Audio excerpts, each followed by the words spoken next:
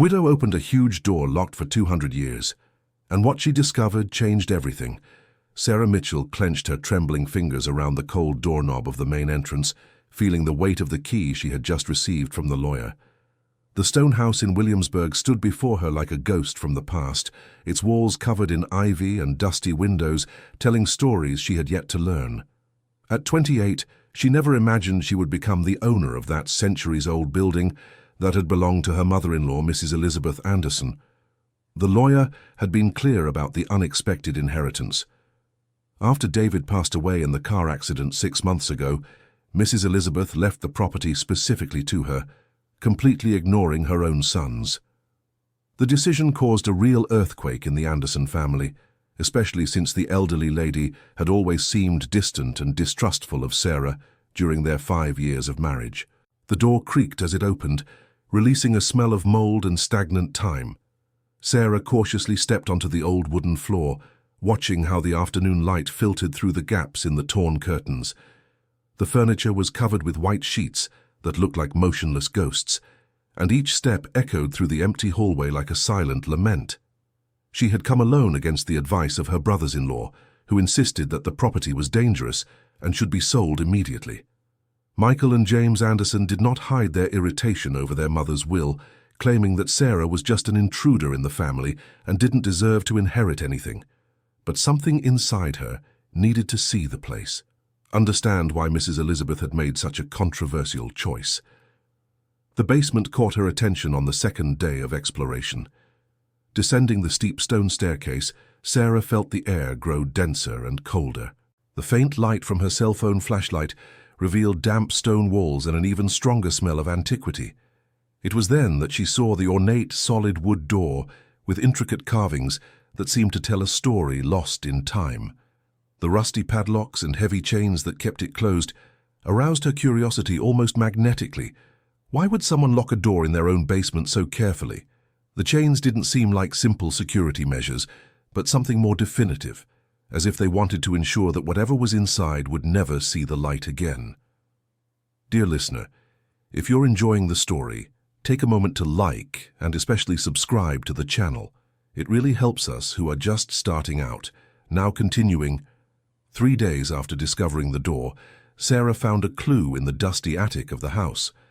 Among old boxes and covered furniture, there was a small antique desk with stuck drawers.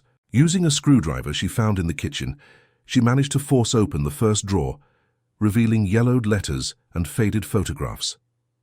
Mrs. Elizabeth's elegant and firm handwriting filled her hands through a letter dated just 2 years ago. To whoever finds this hiding place, the text began, know that some truths are too heavy to be carried by one person alone. The basement door holds secrets I've protected for decades, but that now need to see the light. Sarah, if you're reading this, it's because I trust you'll have the courage I lacked in life. Sarah's heart raced as she continued reading. Never open that door alone. What's inside will change everything you think you know about my family, about my son, about your marriage. But when you're ready for the truth, remember that I documented everything for a reason. The victims deserve justice, even if it's late. Victims, the word echoed in Sarah's mind like an alarm bell. What victims was Mrs. Elizabeth talking about, and what truth about David could be hidden in that locked room?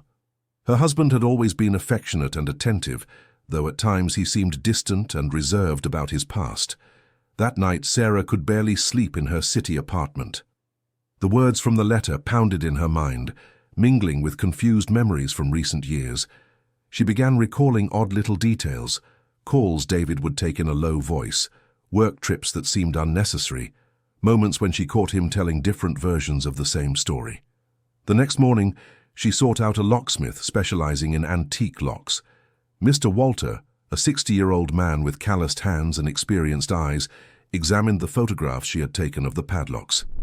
"These here are turn-of-the-century locks, miss," he said, scratching his grey beard. "Hand-forged iron, made to last generations. Whoever locked this up meant business. You'll need special tools to open it without damaging the door." Sarah scheduled the service for the following week, but before even leaving the workshop, her phone rang. It was Michael, the older brother-in-law, with the tense, controlled voice he always used when annoyed. "I heard you've been messing with Mom's house," he said without preamble. "This can't continue, Sarah. That property will cause problems for all of us if you're not careful." "Problems? What kind of problems, Michael?" "The kind we can't solve by talking. Look, let's meet tomorrow. You, me, and James. We need to talk about the future of this inheritance once and for all." The meeting took place at the accounting office Michael shared with his younger brother. Both men, in their 40s, greeted Sarah with serious expressions and documents spread across the table. James, always more direct, got straight to the point. "We want to buy your share of the inheritance," he announced, sliding a paper toward her. "It's a fair offer, above market value. You take the money and never have to worry about that old house again." Sarah examined the numbers. It was indeed a generous amount, enough to pay off her apartment and still have leftover to invest. But something about her brothers-in-law's urgency deeply unsettled her. "Why do you want that property so badly?" she asked, returning the unsigned paper. "Especially if it only brings problems like you always say." The brothers exchanged quick glances before Michael responded. "It's about preserving the family memory, Sarah. That house holds stories only we understand. It wouldn't be proper to let an outsider meddle in things they don't comprehend." The word outsider stung more than Sarah expected. After 5 years of being treated as part of the family, discovering she was still considered an intruder felt like a slap in the face. She rose from the chair with forced dignity. "I'll think about the offer," she lied, knowing she had already decided. "But first I want to better understand what I inherited. It's my right, isn't it?" Leaving the office, Sarah felt the weight of her brothers-in-law's gazes on her back. There was something they were desperately trying to hide, and it only strengthened her determination to discover what Mrs. Elizabeth had left for her to find. 2 days later, Mr. Walter arrived at the stone house with his specialized tools and a young assistant named Tyler. The work was meticulous and time-consuming. The antique locks resisted like faithful soldiers, but finally yielded one by one to the master key set and special techniques the locksmith mastered. "All done, Mrs. Sarah," said Mr. Walter, wiping sweat from his brow. "But if I may offer some advice, be careful with what you find in there. People who lock a door like this usually have serious reasons." Sarah waited for the men to leave before approaching the unlocked door. Her hands trembled as she touched the ornate doorknob, feeling the cold metal under her fingers. With a slow and deliberate movement, she pushed the heavy door, which opened with a low, prolonged groan. The room that was revealed was small but meticulously organized. Wooden shelves covered 3 walls from floor to ceiling, all filled with binders, document boxes, and photo albums. An old table occupied the center of the space, with a high-backed chair carefully positioned in front of it. An old kerosene lamp remained in the corner, along with melted candles that indicated recent use. The smell of old paper and ink blended with something more subtle, a floral perfume that Sarah recognized as the one Mrs. Elizabeth always wore. It was as if the old lady had left that room just a few minutes ago, leaving her presence lingering in the still air. The first binder she opened changed everything. David Anderson's secret correspondence was written on the label in Mrs. Elizabeth's careful handwriting. The letters inside were organized chronologically, starting 3 years before Sarah met David. The first one was signed by Jennifer and dated March 2015. "My love, I can't take this separation anymore. When will you find the courage to leave your family and publicly acknowledge our relationship? It's been 2 years since you promised you would marry me." Sarah's hands began to tremble as she flipped through letter after letter. Different women's names, different cities, but always the same pattern: passionate women, promises of marriage, future plans that never materialized. And in the midst of all this, the dates showed that many of these correspondences happened during her courtship and even during her marriage to David. A letter from Rebecca, dated just a year ago, made her sit heavily in the old chair. "I can't believe you deceived me all this time. I found out about your wife and the other women. You destroyed my life, David. I lost my home because of you. My children are living with my sister because I believed your lies." Sarah felt the world spinning around her. The man she had lived with for 5 years, who had sworn eternal love at the altar, who cried with her over the difficulties they faced trying to conceive. This man was systematically deceiving vulnerable women across the country. But the letters were just the beginning. The second binder contained the responses David sent. Mrs. Elizabeth had managed to intercept and copy dozens of them, creating a complete archive of her son's double life. The promises were always the same: marriage, stability, a bright future together. And there were always subtle requests for money, safe investments, business opportunities that required immediate capital. One of the letters to Jennifer revealed the calculated coldness behind the sweet words. "Love, I know it's hard to sell your grandmother's house, but think of our future. With that money, I can expand my business and finally be able to leave my family. It's just a matter of a few months." Sarah had to stop reading. She stumbled out of the room and ran upstairs to the kitchen, where she vomited everything in her stomach. The discovery wasn't just about betrayal. It was about a systematic operation of emotional manipulation that shattered entire lives. Dear listener, if you're enjoying the story, feel free to leave a like and especially subscribe to the channel. It really helps us who are just starting out. Now continuing. After composing herself with cold water and a few minutes breathing fresh air in the backyard, Sarah gathered the courage to return to the secret room. She needed to understand the extent of it all, even if that meant discovering even more painful truths about the man she had loved. The third binder made her sit on the cold stone floor. Victim Files was written on the cover, and inside were individual records organized alphabetically. Each record contained a photograph, personal details, family history, and detailed notes about the woman's financial and emotional situation. Jennifer Williams, 34 years old, nurse, widow for 3 years, heir to a small farm in rural New York. Mrs. Elizabeth's notes showed how David had approached her during a time of deep mourning, offering comfort and companionship. The farm was sold 6 months after the relationship began to invest in the couple's future. David disappeared 1 week after the transaction. Rebecca Taylor, 29 years old, teacher, single mother of 2 young children. David promised to adopt them and provide stability for the family. She used all her savings and even took out a bank loan to help her future husband start a business. The children had to leave private school when Rebecca lost her home. Christine Morgan, 42 years old, successful businesswoman in the cosmetics industry. David convinced her to invest in a supposed expansion into the international market. $200,000 disappeared along with him. Her company went bankrupt 6 months later. Each record was a shattered life, a story of betrayed trust and broken dreams. And the most shocking part was the meticulousness with which Mrs. Elizabeth had documented everything. There were even transcripts of phone calls she had managed to secretly record, showing David planning his next moves with the coldness of an experienced predator. Sarah found her own record in the folder and almost fainted. The photograph had been taken without her knowledge during one of their first dates. The notes described her personality as docile, trusting, with no close family to interfere.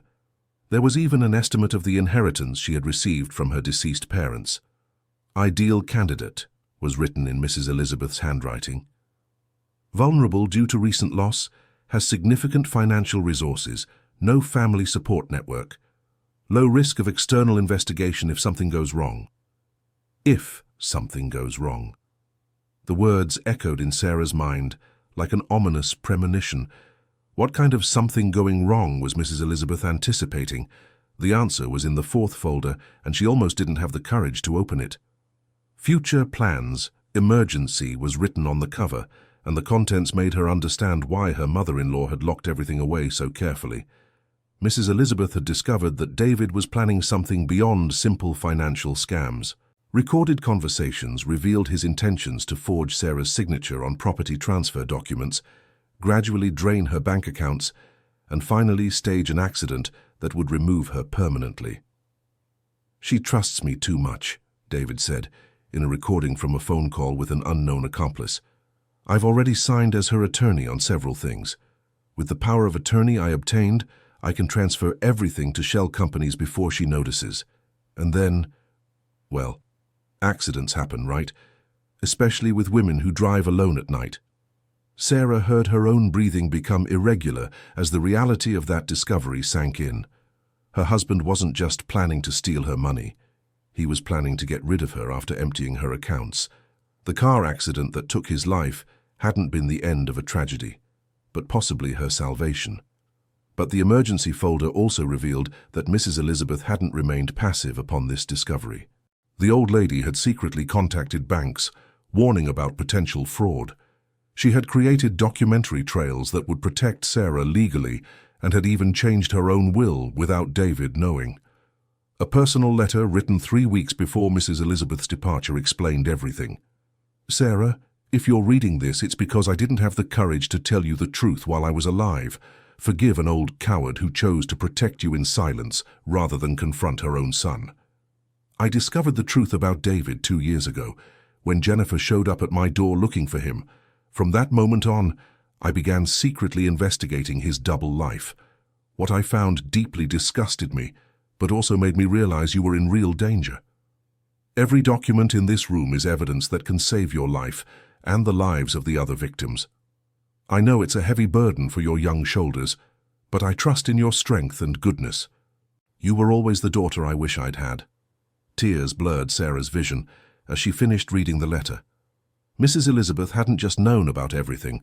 She had spent the last years of her life secretly protecting a daughter-in-law she barely knew, because she recognized in her a kind soul who deserved to be saved. The 5th folder held even more surprises.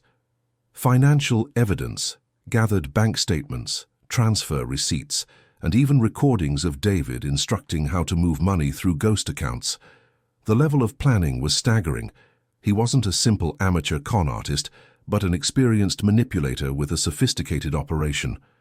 One recording showed David talking to someone about expanding the business to other cities. There were mentions of partners in different states, suggesting a broader network of people involved in the same activity.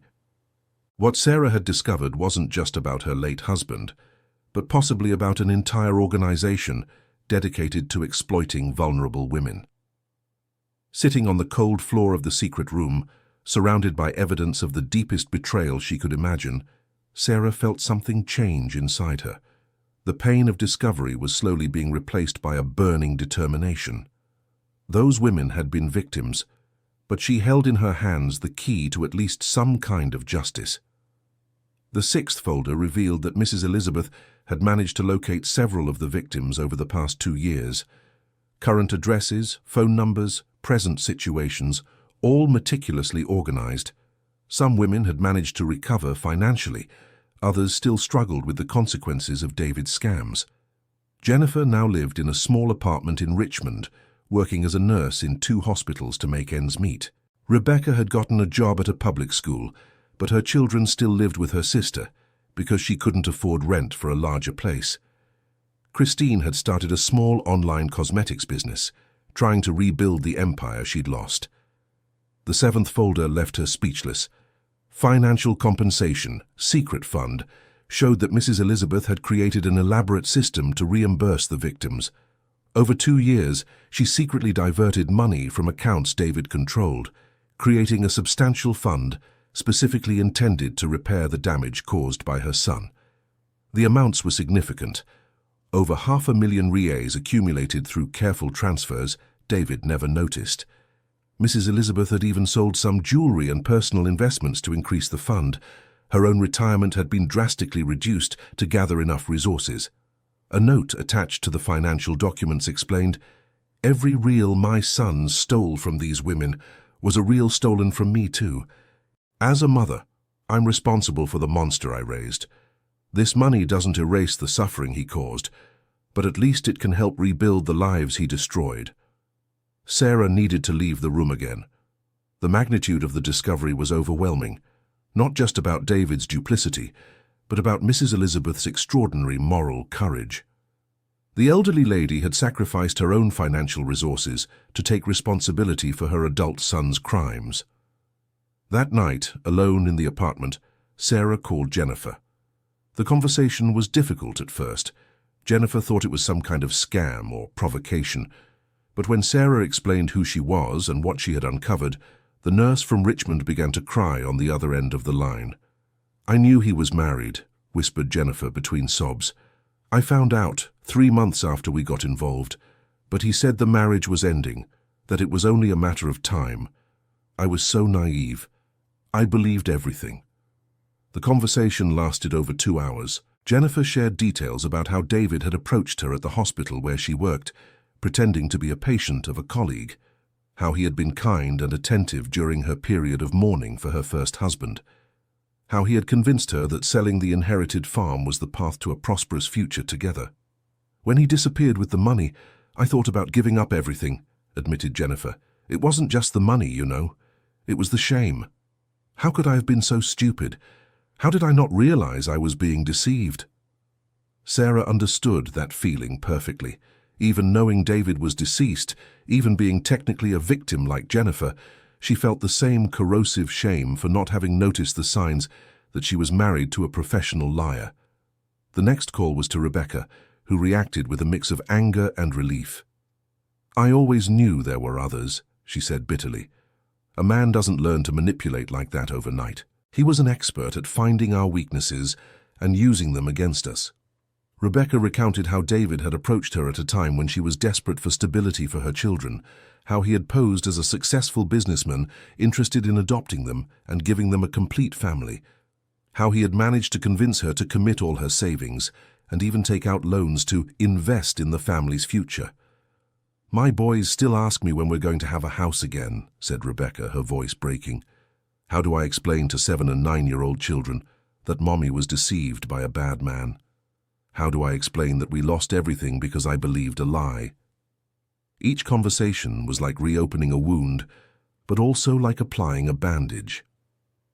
The women had carried the weight of shame and suffering alone for years, thinking they were the only ones foolish enough to fall into David's traps. Knowing they weren't alone was both painful and liberating. Christine was the hardest to convince to talk. The businesswoman had become distrustful and defensive after losing everything. But when she finally agreed to meet Sarah in person at a coffee shop in Philadelphia, the conversation revealed even more disturbing details about David's methods. He wasn't just an ordinary con artist, explained Christine, nervously stirring her coffee cup. He was a student of human nature. He knew exactly which buttons to push, which insecurities to exploit. He spent 3 months courting me before mentioning anything about money. David had convinced Christine that he had international connections to expand her business to Europe and the United States. He presented forged documents, invented references, and even organized a video conference with supposed foreign investors who were actually his accomplices. The worst part is that he made a point of seeming reluctant to take my money, continued Christine bitterly. He said he didn't want to mix business with feelings, that he preferred to use his own resources. That only made me insist more. I felt flattered that he accepted my help. The meeting lasted the entire afternoon. Christine revealed she had tried to investigate David after he disappeared, but found only false trails and made-up identities. She even hired a private detective, but the costs were too high for someone who had lost almost everything. You know what hurts the most? Christine asked as they were getting ready to leave. It's not even the money. It's the feeling of having been studied like a lab rat. He knew exactly how I would react to each manipulation, anticipated every one of my objections. That makes you feel like you have no value as a person. Back in Williamsburg, Sarah spent days organizing all the evidence Mrs. Elizabeth had collected. It was meticulous work that required total concentration, but it also helped her emotionally process everything she had discovered.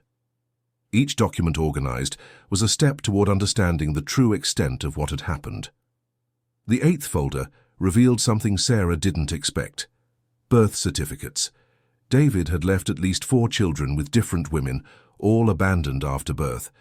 The certificates were accompanied by photographs of the children and desperate letters from the mothers asking for financial help. One of the letters was from a young woman named Louise, only 19 when she got involved with David. Please, at least acknowledge the boy, she begged in a letter dated 3 years ago. You don't have to be present, but he'll need the documents to go to school. I can't raise a child alone. I'm living with my sick grandmother and working as a housekeeper. Sarah quickly calculated the dates. David was married to her when this child was conceived. Not only had he betrayed his victims financially and emotionally, But he also left fatherless children scattered across the country without taking any responsibility. The photographs of the children moved her deeply. A dark-haired boy who seemed to have David's eyes. A girl with golden curls and a shy smile. Twins who couldn't have been more than 2 years old in the photo. All these children growing up without a father, without financial support, carrying the weight of being abandoned children. The 9th folder contained correspondence Mrs. Elizabeth had exchanged with some of these mothers. The elderly lady had discreetly tried to offer some kind of help, but always anonymously, through small donations that wouldn't raise David's suspicions. It was another aspect of the silent protection she had offered to her son's victims. A letter from Louise to the kind lady who has been helping me showed how even these small gestures made a difference. I don't know who you are, but your help has saved our lives. With last month's money, I managed to buy medicine for my grandmother and a new coat for John. He started asking about his father, but I still don't know what to say. Sarah felt a heavy responsibility forming in her chest. These children were technically her stepchildren, children of the man she was married to, even though he had never acknowledged them. She had married not only David, but all the destruction he left behind.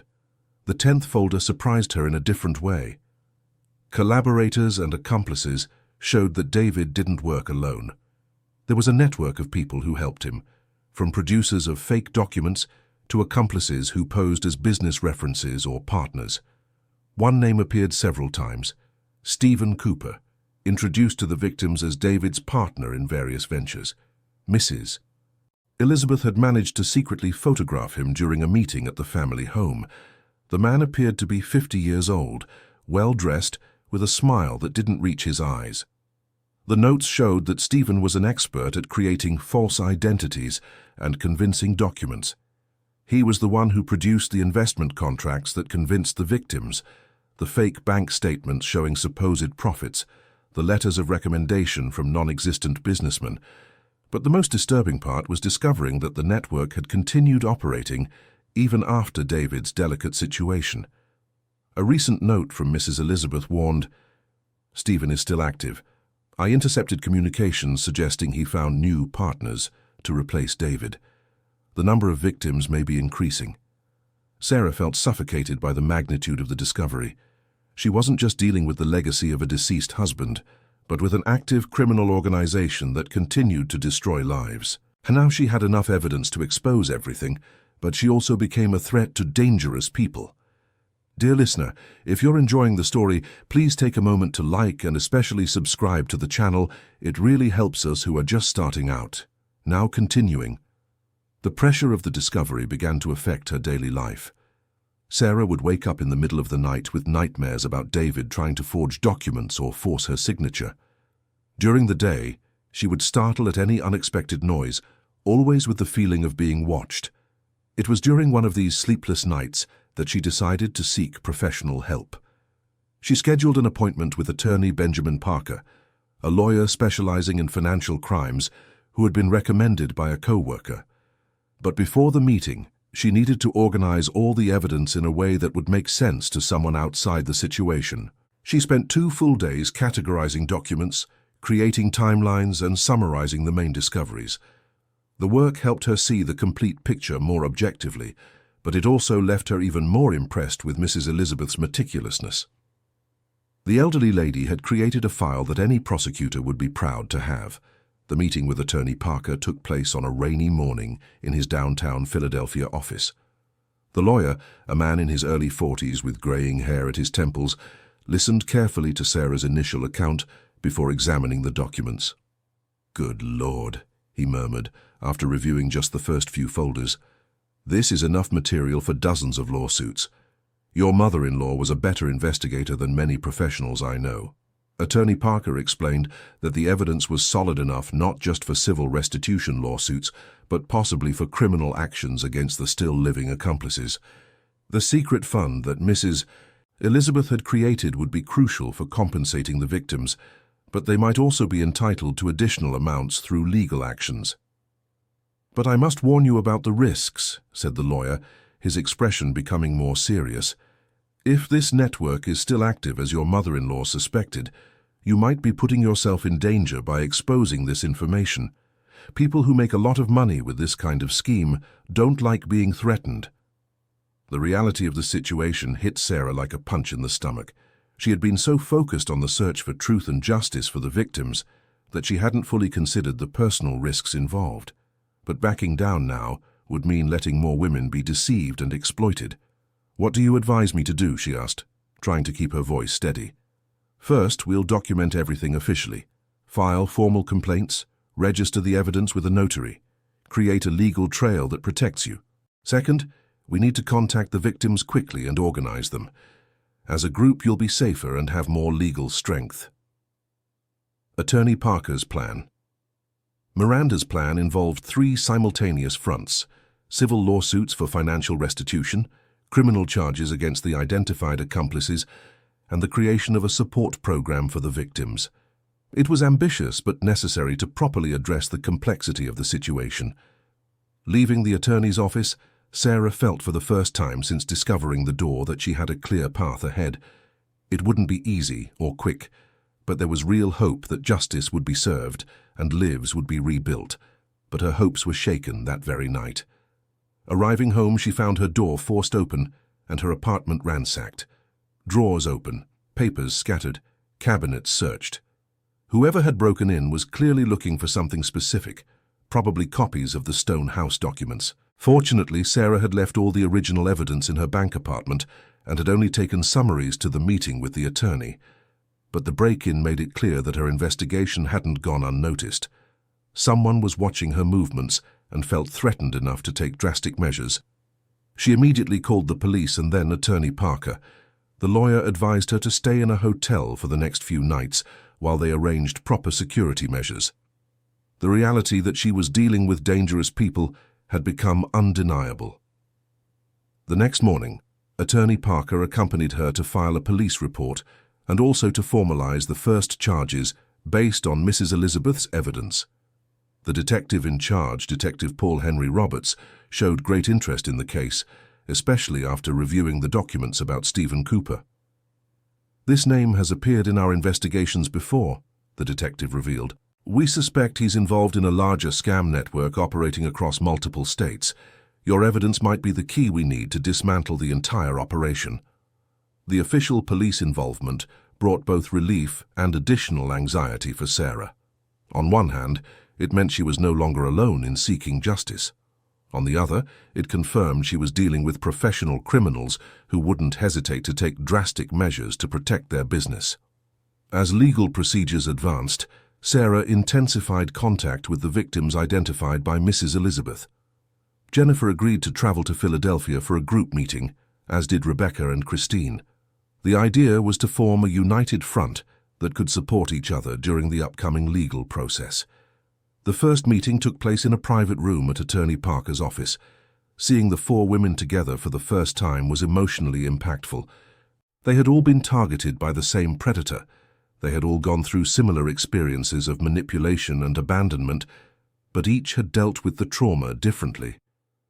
Jennifer had become more cautious and distrustful, protecting herself behind a more reserved personality. Rebecca carried visible anger, a fierce determination not to be a victim again. Christine had developed a facade of professional control that barely hid her inner vulnerability, and Sarah was dealing with the recent discovery that her entire life had been a lie. "It's strange to be here," Jennifer said, breaking the initial silence. "For years I felt like the stupidest woman in the world. Knowing I'm not alone should be comforting, but it actually just shows how truly dangerous he was." The conversation that followed was intense and cathartic.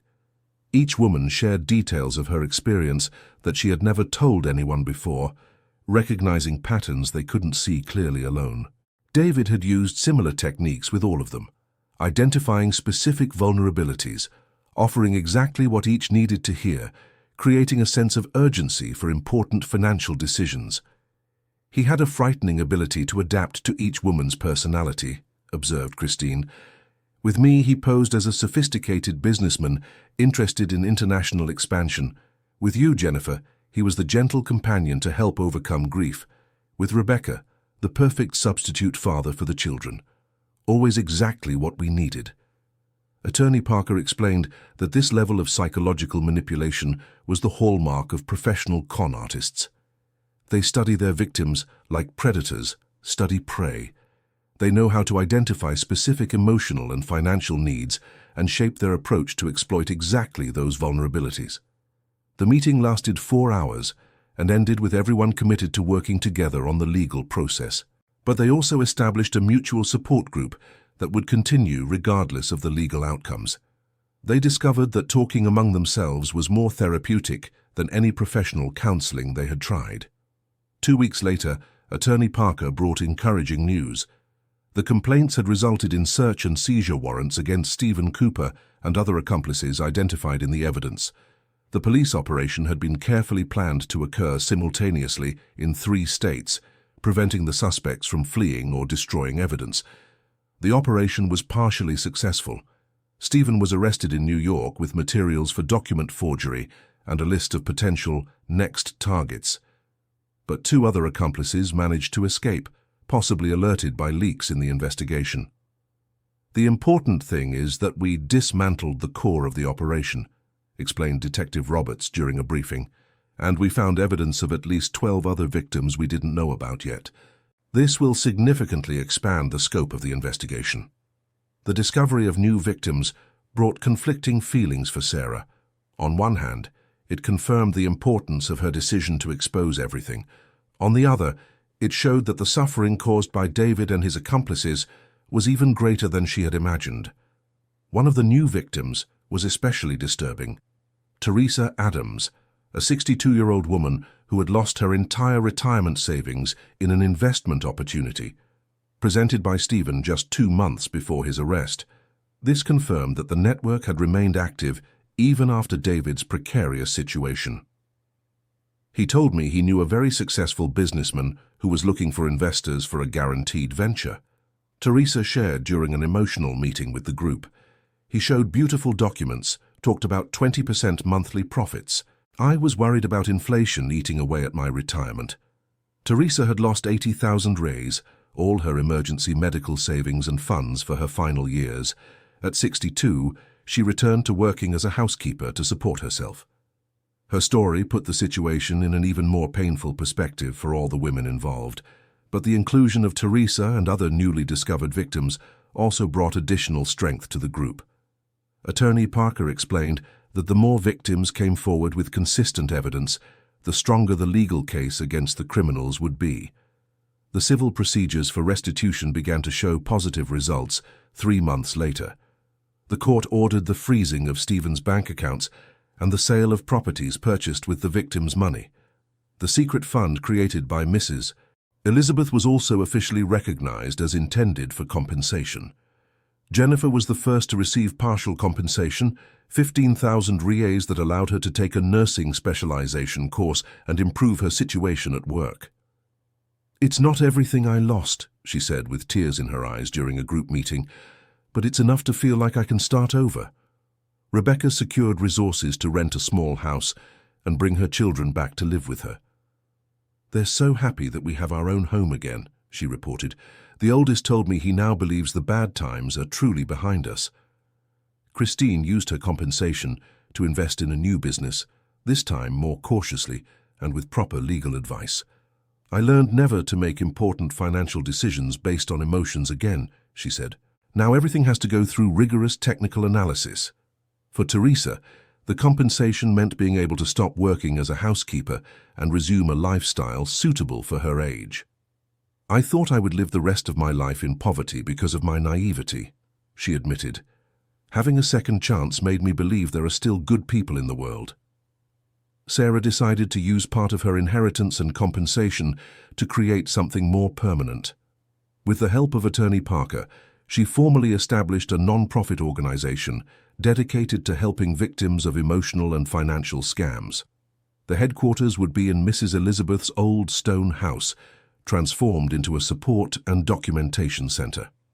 The secret room where it all began became an archive of similar cases and a research center on emotional manipulation methods. Attorney Parker offered free legal services to victims who couldn't afford lawyers, and a psychologist specializing in trauma joined the team. Mrs. Elizabeth started this by documenting the crimes of her own son, Sarah said during the organization's inauguration ceremony. Now we'll continue her work by helping other women who have gone through similar experiences. Every rebuilt life will be a victory against predators who think they can destroy people with impunity. The organization's first year of operation was challenging but rewarding. They handle an average of 15 new cases per month, offering legal support, psychological counseling, and when possible financial assistance for the most desperate cases. The model created served as a reference for similar organizations in other states. One of the most emotional parts of the work was locating the children David had abandoned. With the help of investigators specializing in family reunification, they managed to find 3 of the 4 children identified in the birth certificates found in Mrs. Elizabeth's archives. John, Louise's son, was now 7 years old and living in an underprivileged community in Richmond. Sarah organized an education fund to ensure he could attend a private school and have access to extracurricular activities. "I can't be the father he lost," she told Louise, "but I can guarantee he has opportunities that David would never have offered him." The twins, Claire and Charles, were 5 years old and living with their maternal grandmother in very precarious conditions. Their mother had died in an accident 2 years earlier, leaving the children without adequate family support. Sarah secured resources to significantly improve the family's situation, including medical treatment for the elderly grandmother who cared for them. The golden-curled girl named Sophia had been informally adopted by a family in the community when her mother could no longer care for her. The adoption was legally formalized, and the family received financial support to ensure proper education and medical care for Sophia. "It's strange to think these children are technically my stepchildren," Sarah reflected during one of the group meetings. "David never took responsibility for them, but in a way I feel I inherited that responsibility along with the truth about who he really was." Working with abandoned children brought an additional dimension of purpose to Sarah's life. Seeing how they could thrive with proper support made her understand that David's legacy of destruction didn't have to be permanent. Every child who managed to study, every family that became financially stable, was a victory against the cycle of abandonment he had created. 2 years after discovering the secret door, Sarah was organizing the files when she found a letter from Mrs. Elizabeth that had gone unnoticed. It was hidden at the bottom of one of the folders, as if the old woman wanted to ensure it would only be found after the entire process was in motion. "My dear Sarah," the letter began, "if you're reading this, it's because you had the courage I never had. I know discovering the truth about David was painful, but I hope it was also liberating. You deserve to know what kind of man he really was. During the years I watched you two together, I saw how genuinely kind and caring you were. I also saw how my son took advantage of those qualities to manipulate you. That broke my heart in ways a mother should never experience.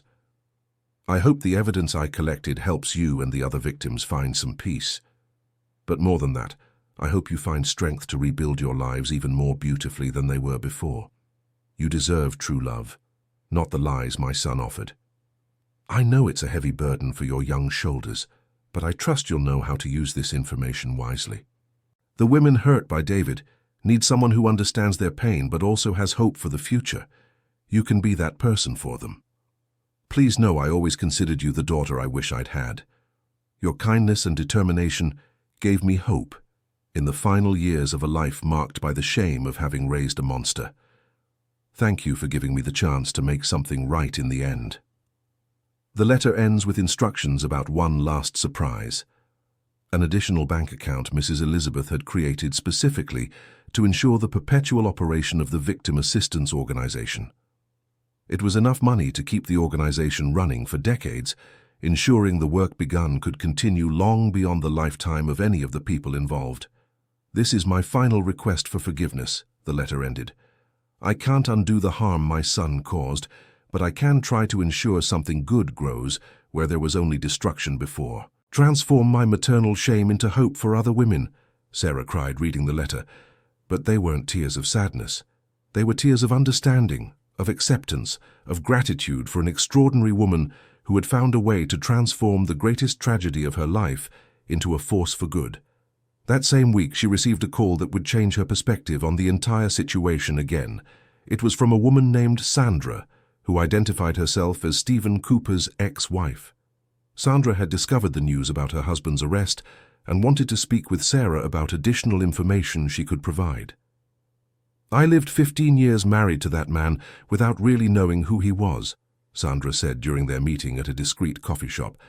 "I always knew he was involved in shady business, but he told me it was just tax evasion, small things. I never imagined the real extent." Sandra brought information that further expanded their understanding of the criminal network. Stephen not only helped David, but operated his own line of scams targeting small and medium-sized business owners. There were also connections to con artists from other countries, suggesting the operation had international dimensions. "He kept detailed files on all his clients," revealed Sandra. "He knew more about these people's lives than their own families. It was frightening to see how he studied each victim before approaching them." Sandra's information led to new investigations and the discovery of more victims. What had started as Sarah's personal quest for the truth about her husband had transformed into an investigation that exposed a criminal network operating for over a decade. 3 years after the initial discovery, Sarah was giving a lecture on emotional scam prevention at a seminar in New York when a woman in the audience stood up to ask a question that surprised her. "Dr. Sarah," said the woman, "my daughter almost fell victim to a con artist using methods identical to those you described. She came to me in time because she had watched your television interview and recognized the patterns. How can I thank you for saving my family from so much pain?" Moments like this had become increasingly frequent. The organization's awareness work was effectively preventing new crimes by educating women about warning signs and protection methods. It was rewarding to know that the pain she and other victims had experienced was being transformed into protection for potential future victims.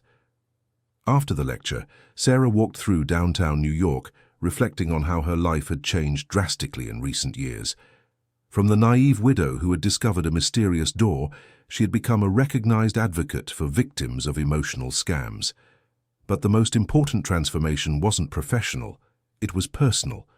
Sarah had learned to trust her own judgment again, to establish clear boundaries in relationships, to recognize emotional manipulation before it could cause harm.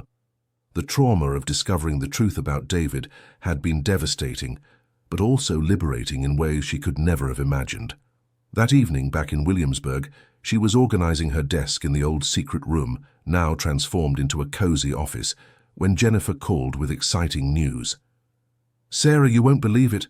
I've met someone," said Jennifer, her voice filled with shy but genuine joy. "He's a doctor at the hospital, widowed too.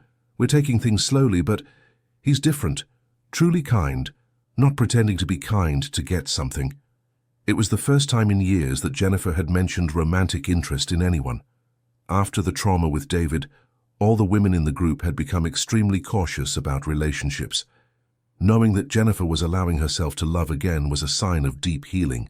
"The most important thing," Jennifer continued, "is that I don't feel I need to hide what happened from him.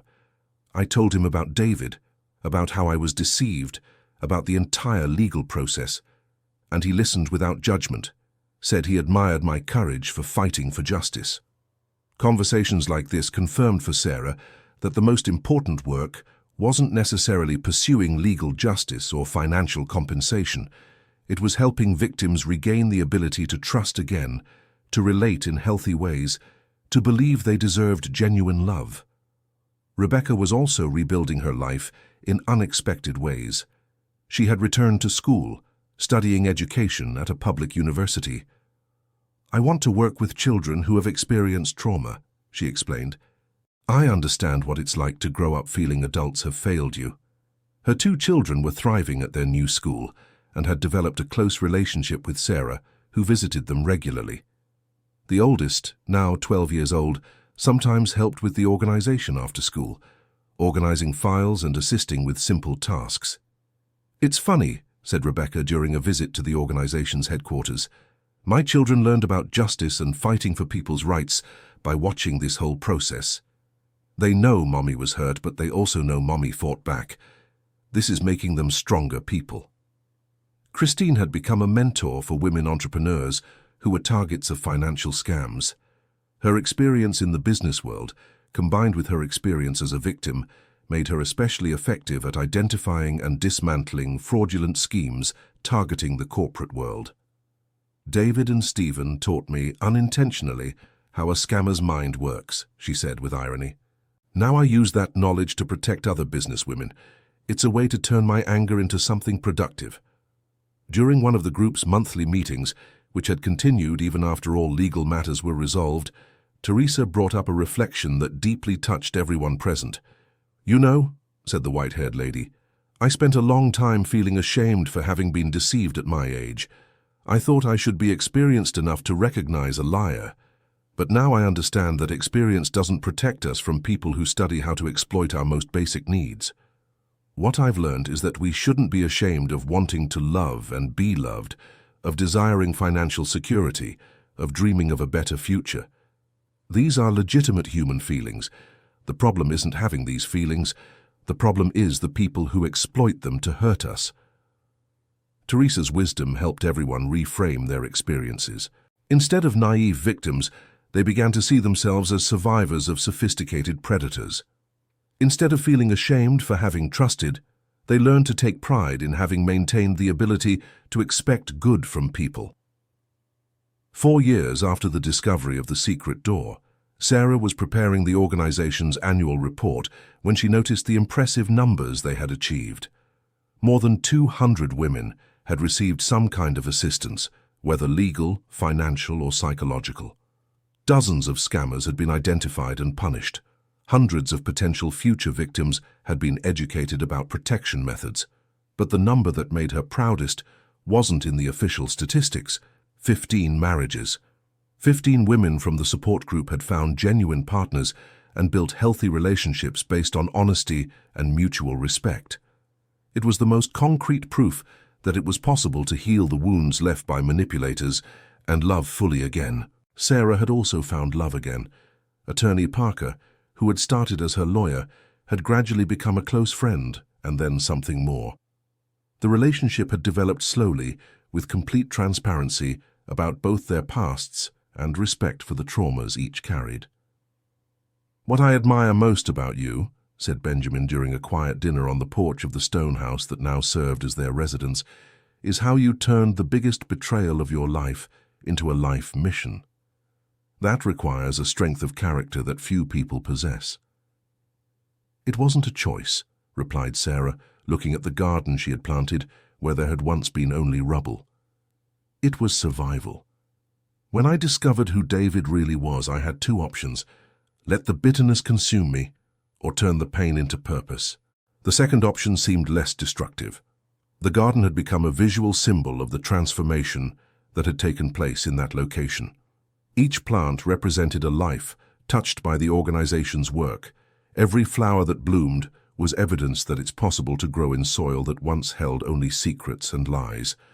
The following week, Sarah received a phone call that moved her deeply. It was from John, Louise's son, now 11 years old and studying at a private school thanks to the educational fund she had established. "Aunt Sarah," the boy said in a timid but determined voice, "I wanted to thank you for everything you've done for me and Mom. I know you didn't know my father, but you helped us anyway.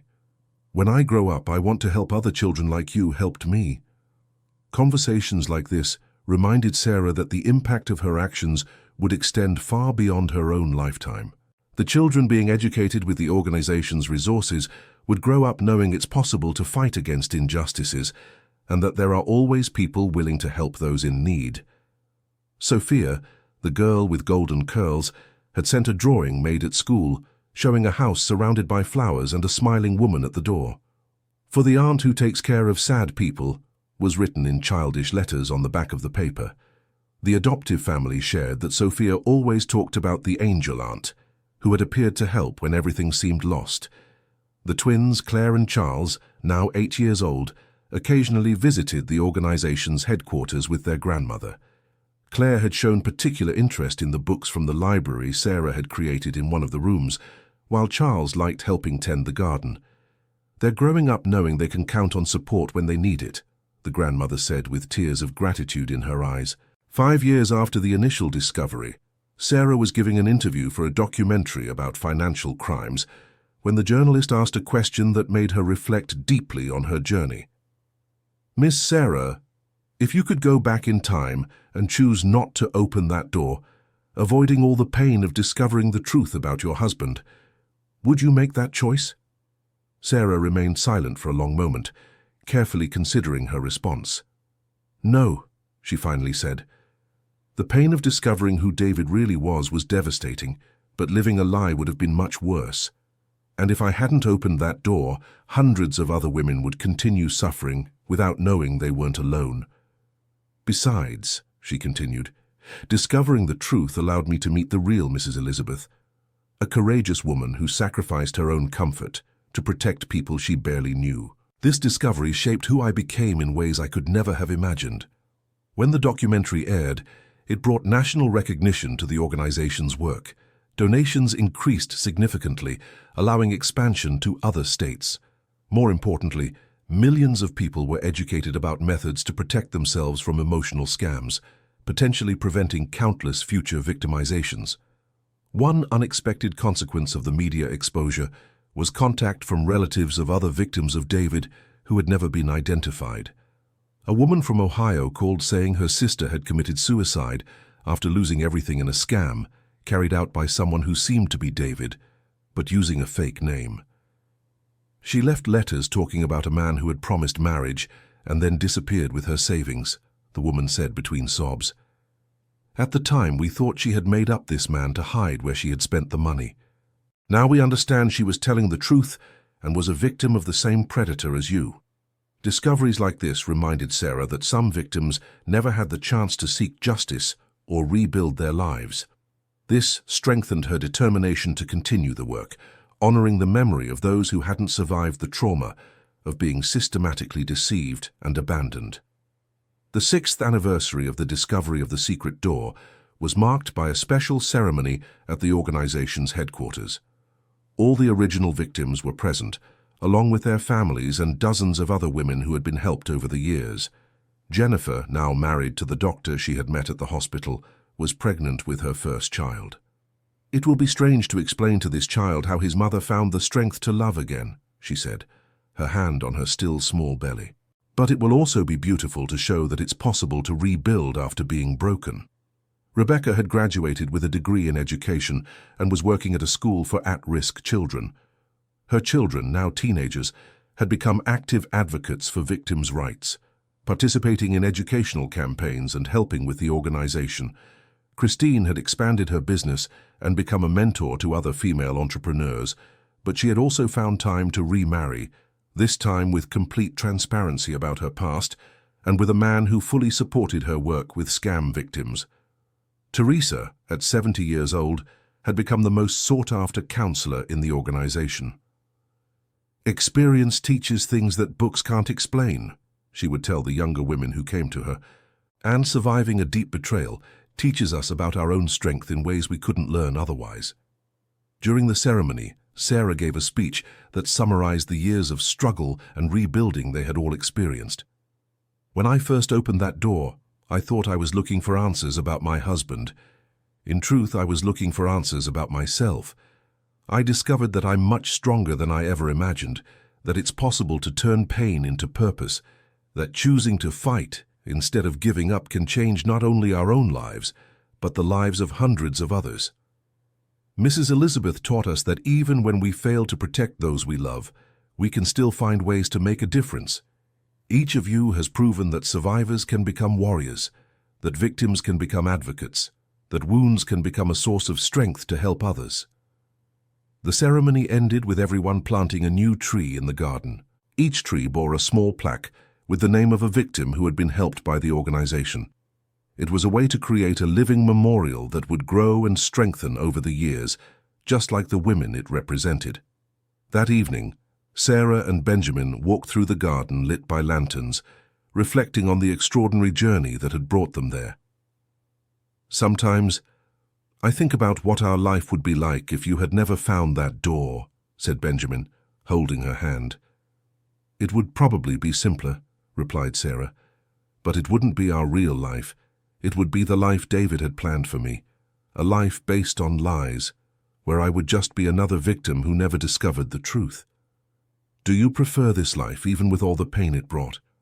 Sarah looked around the garden, seeing the lights in the rooms where women gathered for support groups, hearing the laughter of children playing on the playground they had built on part of the property. "This is the only real life I've ever had," she said with conviction. "Everything before the discovery of the door was theatre directed by a liar. I prefer a difficult but authentic life to an easy but false one." As they returned home, Sarah thought of all the women still out there, living in relationships based on lies, being systematically deceived by predators who studied their vulnerabilities. She thought of all those who still didn't know they deserved better, who hadn't yet found the strength to question the discrepancies they noticed, but explained away to themselves. Her mission wasn't complete yet. Perhaps it never would be. As long as there were people willing to exploit the basic human need to love and be loved, there would be a need for organizations like the one she had created. But for the first time since she opened the secret door, Sarah felt genuinely at peace with her place in the world. She had turned the greatest betrayal of her life into a force for good. She had honored Mrs. Elizabeth's memory by creating the legacy the old woman had dreamed of, but hadn't had the courage to build in her lifetime. And most importantly, she had proven to herself and to hundreds of other women that it's possible to survive the discovery that our entire life was based on a lie. It's possible to rebuild. It's possible to love again. It's possible to turn victims into survivors and survivors into warriors. The door that had kept secrets for so many years was now permanently open, but instead of hiding painful truths, it revealed a space for healing, growth, and hope. What began as a devastating discovery had transformed into the foundation of a life with deeper purpose than Sarah could ever have imagined when she was just a naive widow trying to understand a mysterious inheritance. That night, as she prepared to sleep in the house that had become a symbol of transformation and rebirth, Sarah opened the nightstand drawer and took out Mrs. Elizabeth's original letter, the one that had warned her never to open the door alone. Rereading the words after so many years, she understood that her mother-in-law was right. She hadn't opened the door alone. She had opened it accompanied by the spirit of a courageous woman who paved the way, guided by a sense of justice that refused to accept that crimes should go unpunished, supported by other victims who became sisters in the fight for dignity and truth. And now, years later, she still wasn't alone. She was surrounded by a chosen family of survivors who had become warriors, by children growing up knowing there would always be someone to protect them, by an entire community that had learned that facing painful truths can be the first step toward a truly free life. The door had been opened, the secrets revealed, justice pursued.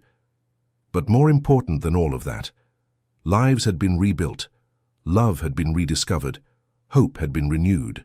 David's legacy of destruction had been transformed into a legacy of healing that would continue impacting lives for generations. Dear listener, if you're enjoying the story, please take a moment to like and especially subscribe to the channel. This really helps us who are just starting out now continuing. End of story. Now tell us what you thought of this story and where you're watching from. If you have something to share with us, leave it in the comments with sincere words. Do you believe Sarah made the right decision by opening the door? We'd love to read your opinion. Thank you so much for your company. Don't forget to like and, most importantly, subscribe to the channel so you don't miss other exciting stories.